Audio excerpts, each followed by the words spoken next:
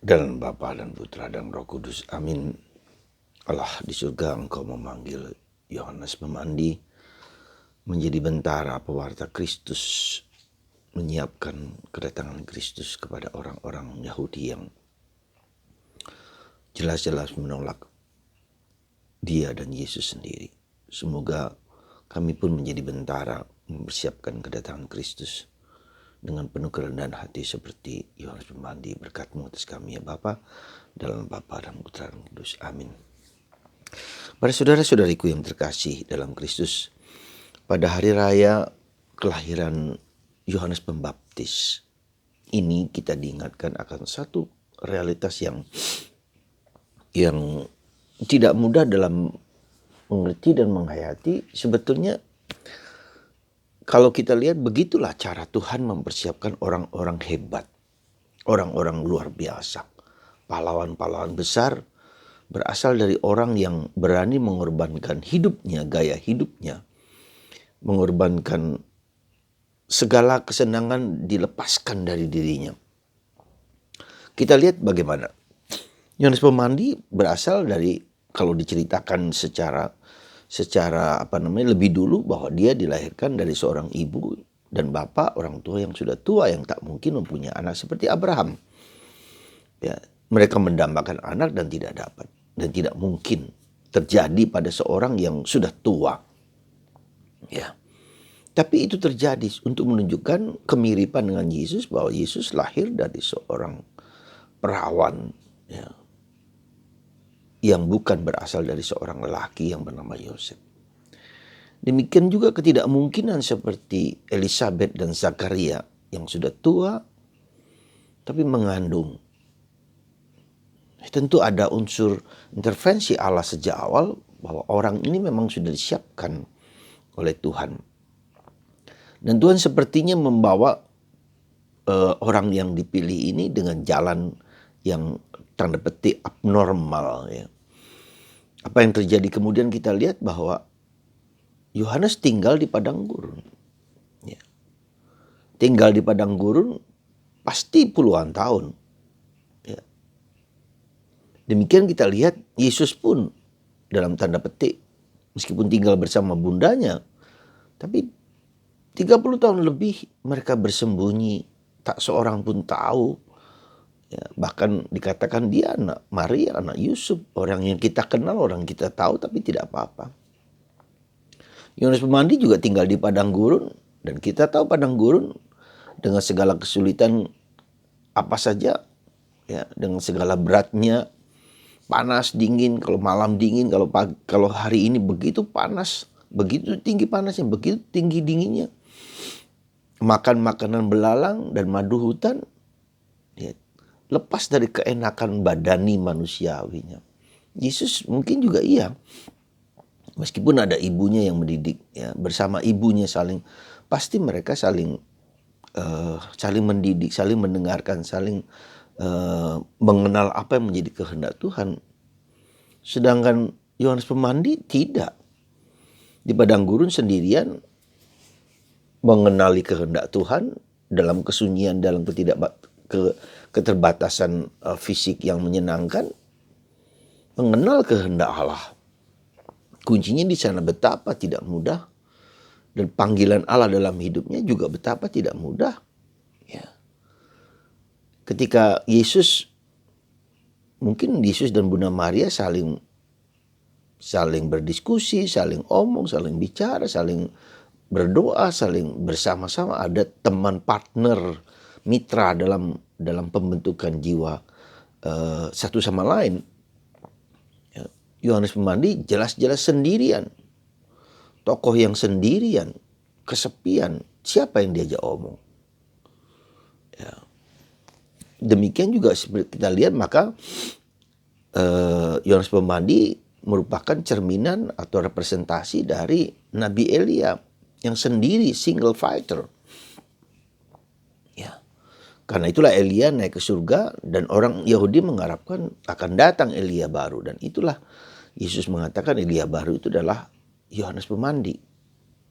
Sendirian, single fighter. No one knows about that. Ya, jadi kita bisa melihat suatu gaya hidup yang memang Tuhan mempersiapkan orang-orang yang demikian untuk karya yang begitu besar yang harus ditanggung oleh orang tersebut. Ya, tentu dalam arti tertentu supaya orang-orang tersebut tidak bersandar pada kekuatan diri mereka sendiri. Maka saya ingat akan Nelson Mandela, seorang pahlawan pejuang hak asasi manusia dari Afrika, 30 tahun di penjara. Ya, diasingkan, disendirikan 30 tahun. Bahkan mungkin pernah diinjak-injak, pernah dikencingi, pernah diperlakukan begitu kejam oleh pegawai, oleh tentaranya. Ya, 30 tahun persis mungkin selama seperti Yesus bersembunyi diam, lalu disitulah tapi ternyata kebijaksanaan, kekuatan yang supernatural dalam tanda petik ya, yang bukan dari dirinya sendiri tapi dari Allah yang menginspirasi, menguatkan, meneguhkan dan mengimani Yesus yang sendiri juga mengalami seperti itu. Karena ada tugas mulia yang mau diberikan kepadanya, harus dipersiapkan dengan begitu matang, begitu kuat, begitu apa. Demikian juga dengan Yohanes Pembaptis. Ketika dia tampil, apakah ada orang mendengarkan? Ya, berseru-seru di padang gurun.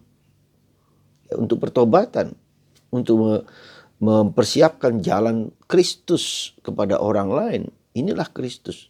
Ya, pada saat yang kurang lebih sama antara Yesus dan Yohanes Pembaptis.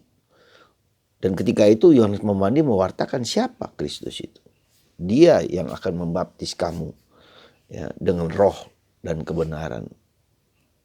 Membuka tali kasutnya pun aku tak layak. Di situ Yohanes mengenal siapa dirinya. Ya, jadi kalau kita lihat ada selalu dalam hidup kita ada 3 aspek unsur penting di dalam diri kita adalah atau 3 atau 4. Ya, pertama kita harus mengenal originalitas kita, asal usul kita, siapa kita itu. Dan Yohanes ditunjukkan bahwa dia berasal dari ya sesuatu yang orang tua yang melahirkan dia. Jadi ada sesuatu originalitas ada dan dipanggil sejak dalam kandungan ya, sejak pertemuan antara ibunya Elizabeth dan Bunda Maria, bayi yang dalam rahimnya melonjak ke girang. Origin di mana kita berasal, seperti apa kita. Dan Tuhan memanggil kita sejak dalam kandungan dalam bacaan pertama. Yang kedua apa? Yang kedua adalah meaning of life, makna hidup. Saya mau jadi panggil seperti apa? Panggilan saya itu seperti apa? Ya. Panggilan Yohanes Pembaptis itu seperti apa? Berteriak-teriak di padang gurun, mewartakan Kristus sang bentara, sang Mesias datang. Jadi meaning, arti makna hidup. Tuhan memanggil aku sebagai apa, untuk apa, tujuan apa, misi apa, dan Yesus juga mengenal itu. Ya. Kemudian moralitas jelas sekali dalam diri Yohanes Pembaptis. Dia menegur raja yang mau enaknya sendiri, mengambil istri saudaranya sendiri, ya, hidup mewah-mewah dan segala macam. Tapi Yohanes hidup dalam kesederhanaan, dalam ketiadaan, dalam keterbatasan. Ya. Dan yang keempat destiny. Destiny itu arah hidup kita seperti apa, tujuan hidup kita seperti apa, kemana arah jalan hidup kita. Ya. Dan ini penting bagi kita sadari. Jadi kita seperti Yohanes berani mati, berani mengkritik, ya, berani hidup dengan sederhana, dengan baju yang compang-camping, dengan kalau digambarkan baju yang compang-camping dan raut muka yang sangar seperti orang di padang gurun, orang dari hutan keluar seperti orang gila dengan segala macam. Dan dia tahu apa yang harus tujuan akhir hidupnya. Ya, sekali lagi ada 4 hal penting yang perlu kita sadari ketika kita mau mengerti siapa kita. Pertama, Tuhan mau apa dengan kehadiranku itu. Originalitas, keaslian akarnya seperti apa. Yang kedua, makna, meaning of life. Makna hidup dalam diriku dan apa yang mau kuberikan kepada dunia. Ya, Yohanes luruskan jalan bagi Tuhan. Gunung-gunung diratakan, jadi kesombongan Jadi jalan itu harus lurus. Black and white, seperti waktu tidak ada jalan bengkak-bengkok, tidak ada campuran warna, tapi putih hitam. Ya, moralitas, kesederhanaan hidup, sikap hidup, dan destiny, arah hidup yang kita ketahui mau kemana. Kita coba hidup kita lihat dalam perspektif itu, sehingga ketika kita berhadapan dengan realitas yang sekarang kita hadapi, dan kita tahu menjadi seperti apa saya, itu membuat kita menjadi kuat, teguh, tegar, ya, dalam menghadapi kesulitan-kesulitan. Saudara, orang menduga bahwa Jakarta itu seperti padang gurun. Mungkin iya, mungkin tidak. Padang gurun artinya orang berhadapan dengan berbagai macam godaan, berbagai macam kesenangan, berbagai macam realitas yang dapat dinikmati. Ya, berani nggak orang bersikap untuk mungkin tidak melawan, ya, godaan-godaan harus kehidupan yang mengglamorkan, menyenangkan rasa, sensasi, ya, panca indera kita, mata, telinga, mulut, hidung, kita mendengar, kita melihat, kita merasa, ya, segala serba diagungkan, dipuja dan dipuji, sensasi-sensasi manusiawi. Demikian, dan tantangan kita apakah keempat faktor tadi itu, ya, kita dipanggil untuk apa di dunia? Berasal dari mana? Seperti apa? Meaning of life, makna hidup, moralitas, dan destiny. Dan kalau kita lihat dalam tadi saya sebut Nelson Mandela, tugasnya adalah rekonsiliasi bangsanya antara kulit hitam dan kulit putih. Meskipun sudah ditindas, tapi harus berdamai kembali dengan kenyataan itu. Ya.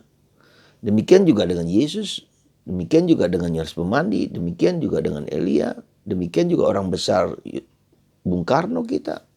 Harus pergi diungsikan ke sana, di kemana-mana, bertahun-tahun, berulang kali oleh pemerintah Belanda.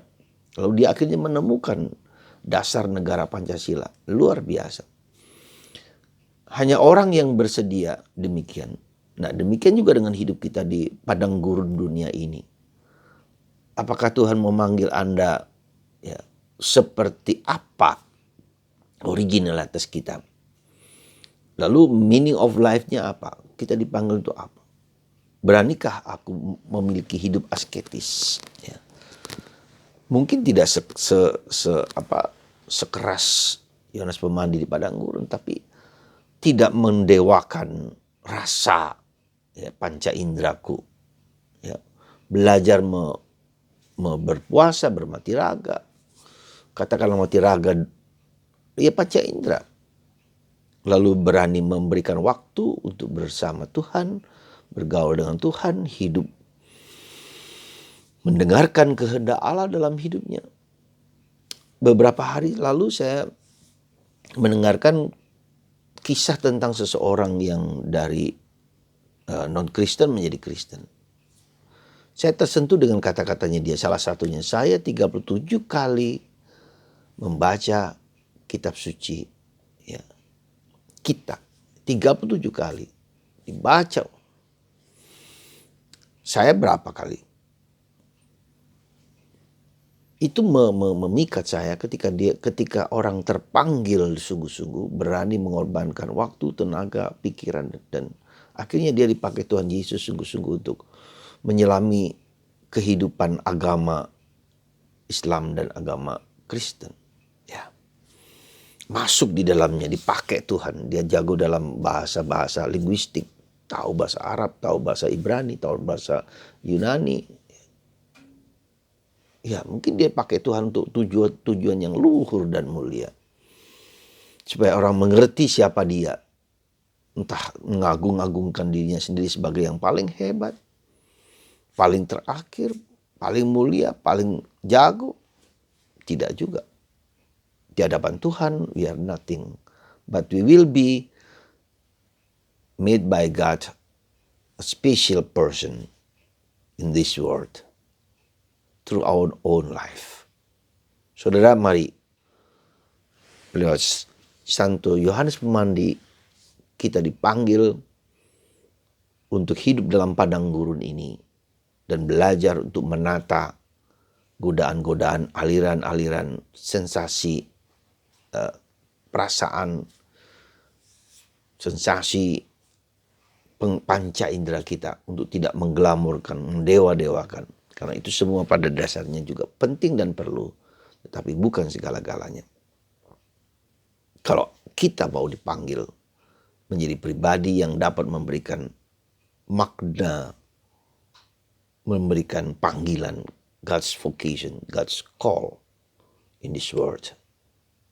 Dan harus mengalami salib, mengalami derita yang mengerikan seperti Yesus.